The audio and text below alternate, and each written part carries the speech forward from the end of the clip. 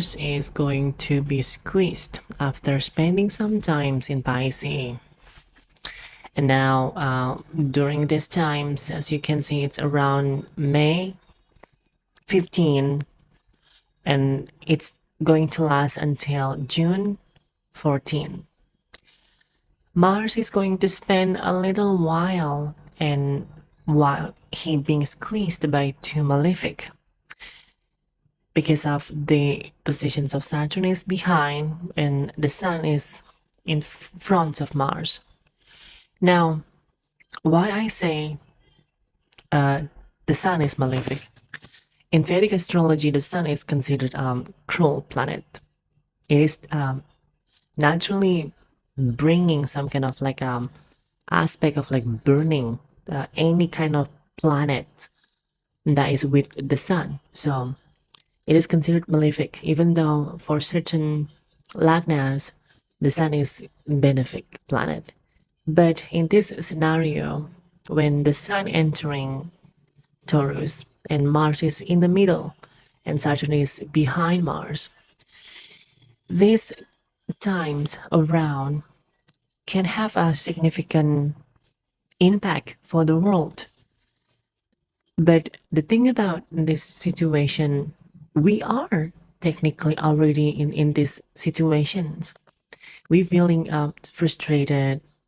We're feeling like confused because as for now, Mars is still in Pisces, and in Pisces there is positions of Saturn, and Mars is, it's like being pulled back by Saturn in Pisces. So Mars has been pretty frustrated, and when he entering the signs of Aries, which is his own ruling sign, but then few days after that, this Papakatri yoga is starting. It does have impact on how we deal with the world, how the world is going to feel during that time. So expect something, like you feel like frustrated. And when it comes to the situations regarding war between America and Iran, this can have like pullback situations where that situation is also you can say like between considerations of taking that war,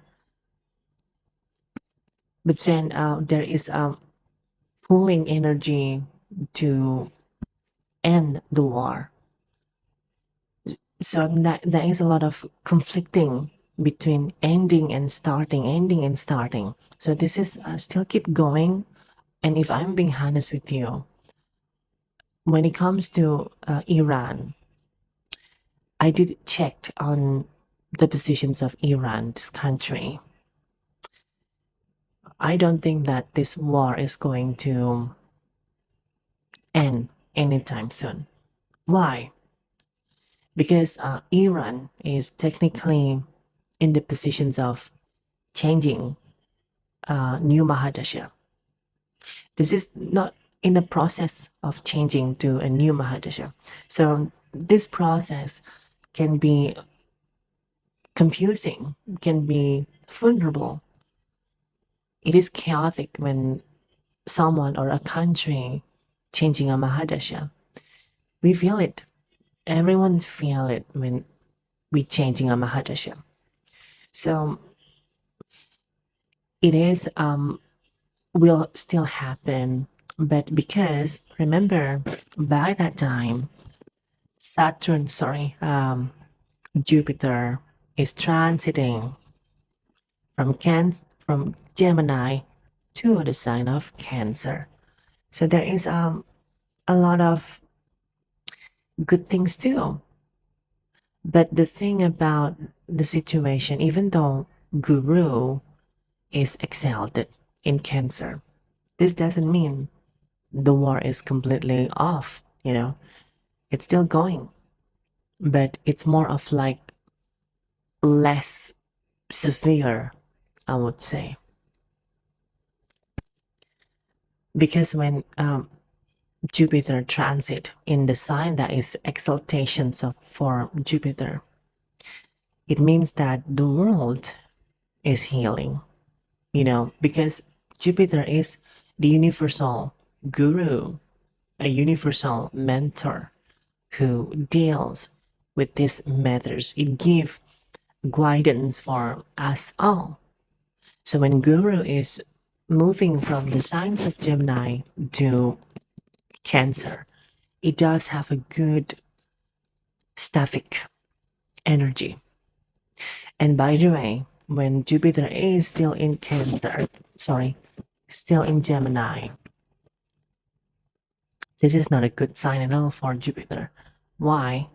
Because Gemini rules by Mercury. And the sign of Gemini is quite the opposite of what is Jupiter is.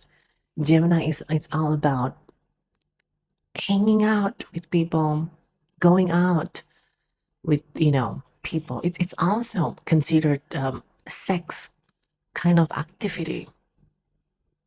Jupiter is the Dharma planet. Jupiter is it's all about spirituality. Jupiter is guru. When Jupiter transit in Gemini, of course he doesn't like this placement.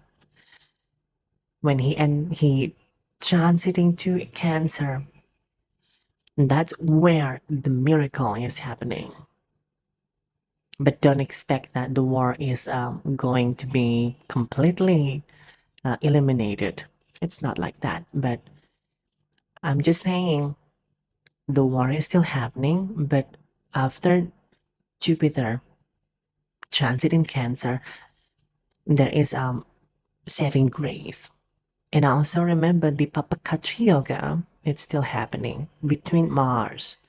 Mars is being squeezed in the signs of its own sign. So anyway, I'll summarize this. What is happening? What is happening is that even when Mars is transiting in Aries, expect tension, expect frustration, expect that we feel vulnerable. Remember, Mars is our energy. So when Mars is being squeezed, we are feeling it. It doesn't matter what signs it is in your natal chart.